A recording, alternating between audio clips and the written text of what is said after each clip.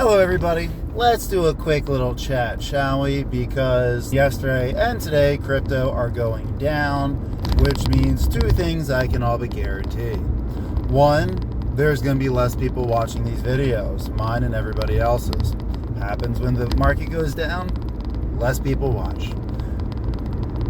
Two, the people who do watch, there's going to be more comments both here and on Twitter about why the heck is everything going down. And the short answer, guys, is that's what the effing market does, right? It goes up, it goes down, and there's no reason to walk away when it goes down. But it is important to understand the reasons why it's going down, so that way you can stay calm, realize, you don't have to lose your shit, and that everything's pretty good. This is a healthy retracement.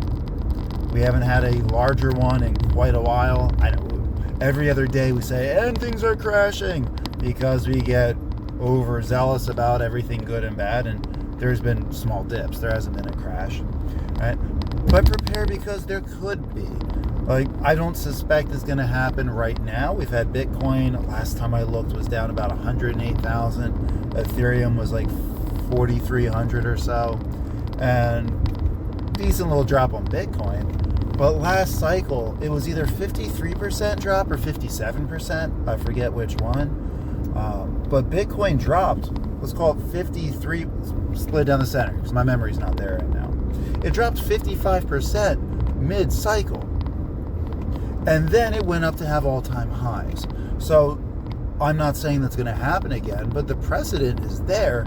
And telling us, there's no way we've hit tops. Not a single marker has said we're at the top. Nothing even common sense says we've hit the top. So we're going to go back up. But if it goes back down further, it's nothing I'd be concerned about. It's just a good buying opportunity. I know. We're tired of hearing DCA and everything, but let's give slightly better thoughts on that one. Now would be a good time, if you have extra powder to spend, DCAing into large caps. And the reason why I say large caps is the flow of the cycle. Bitcoin, Ethereum. Yes, we're having a dip, but we're definitely still in the Ethereum phase. And then it's large caps. And what you might notice, every coin is independent, but in general, large caps are the ones that are being hit the most right now compared to a lot of the small caps, or at least the ones I'm looking at. If you notice something different, let me know in the comments down below. But my micro caps have moved a little bit, 1 to 5% down. My large caps are more in the 15 to 20% category. And from what I saw on my watch list and in general, that's what's going on. And since large caps are what's going to likely boost next, and I fully believe that as well, if you've got some large caps that are down a little bit, great DCAing opportunity to get your average down, get a little bit more in before everything explodes. Essentially everything will be on discount, but I personally am focusing more on the large caps. And right now, again, I understand everything's down, and there's a lot of people saying September is going to be red. And it might be. It might be. It generally is. So if it's the standard statistical odds, yeah, September will be red overall. I think it's going to end green, mostly because there's a rate cut that is very much, everyone's expecting it to happen, right? And just a week ago, I would have said, well, the rate cut, everyone's already counting it in because people were buying expecting a rate cut. But now everything's lower than it was then. So I do think that as we get closer time to the rate cut, which I believe the Fed meeting is the 17th of September. So I think we're going to have slow builds up, probably at the very latest a week before, call it around the 10th. And I think we're going to have a slow build up. And then probably the day of, assuming the outlook is still looking like a rate cut, I think we're going to have some big jumps. And if the rate cut gets passed, I think we're going to have some large jumps for the next 48 hours. And then one of two things are going to happen. And I might do a longer video on this specific topic if you guys are curious, because I have a strong opinion on this one.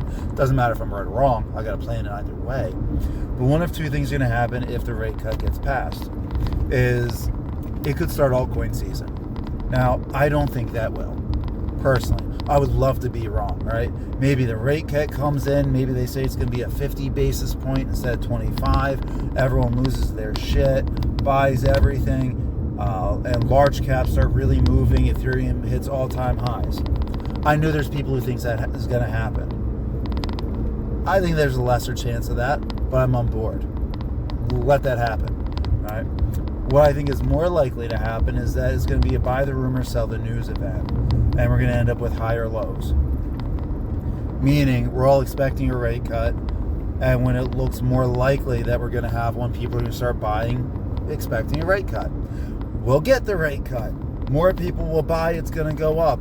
And it's going to go up high enough to where a lot of people will find it worthwhile to take some profits. And then it's going to go down a little bit. And people will see things are going down, so they'll sell because they don't understand what's happening, and it goes down a little bit further. But then we still end up with new lows that are higher than they are now. That's what I expect. And I've got my own strategy of, in short, I might sell a little bit of profit. So I've got a few crypto that are in the 6 to 10x category. I might take a little bit out. That's for me. Do as you will. I think it's a safe move to do if it does what I think it will. The big thing we want to keep an eye on is, I mentioned about the 53, 55, 57, whatever % drop of Bitcoin last cycle. If something like that happens again, then my whole theory about September rate cut isn't going to be super beneficial. We'll take a little bit longer to recover from that. And that would almost guarantee a Q1 to Q2 high. And that would put Bitcoin at about the original all-time high, closer to that $60,000 to $70,000 marker. Then let's have a more likely and scenario, and something would have to happen first anyway. What if Bitcoin drops under 100,000 and Ethereum hits under 4K? So I don't have the charts to show you right now. Obviously, my ass is driving. But Ethereum, if it gets down to as low as 3,700 or so, we're fine. It's not going to make any large short-term difference and absolutely no long-term difference. The slightly larger effect is if Bitcoin gets under 100,000, more so if there's a day that it closes under 100,000. It's not going to be a wreck-it kind of scenario and everything goes cataclysmic. You'll see headlines about that. But I could see it dipping underneath. It's if it keeps going much further, we start hitting 94,000 or so, we are probably looking at a much bigger drop. And if that's the case, I'm saving every penny, putting stuff away, and could be buying the fuck out of things. But it's just the heads up of we might go down a little bit further, and the fact that we had the drop start happening on Thursday to Friday. Weekends are usually a little red in general, far more often than they're not. And when we have a decently red Thursday, Friday, which we had, better chance we're going to have red throughout the weekend. Like by the time this video gets out, I wouldn't be surprised if Bitcoin's another 2 to 4% lower from where it was this morning when I checked. And again, that's fine. That's why I'm keeping an eye on my large caps. I do have buy limits set right now for, I put one for Aerodrome if it goes under $1. I don't think it will, but I'll benefit if it does. I have one in for Kadi at, I think that was about 4.8 cents. And ASM, I have a recurring one that every time it hits, I put it back at 0.178. We almost hit that one. Anyway, and I put in new buy limits for some large caps. By some, okay, I mean quant. I put a large cap one in there for quant, a buy limit, for if it ends up dipping under $100. It's dancing around there. I put in for about 97 something. It would be higher than my average, but I'm not at all convinced, unless there's a huge drop, like mentioned before about if Bitcoin halves. I don't think quant's really going to dance too much under that $100, so I have a nice little order set in case. So those are my thoughts. That's my strategy. Again, don't copy me. We got different scenarios, different risk aversion, different beliefs, different bags, different timing in and out of the market. But hopefully the thought process makes sense for you guys. You got something from this. Enjoy the weekend. Stay classy. Go touch some grass. We got some profits to realize coming up soon, guys. Peace.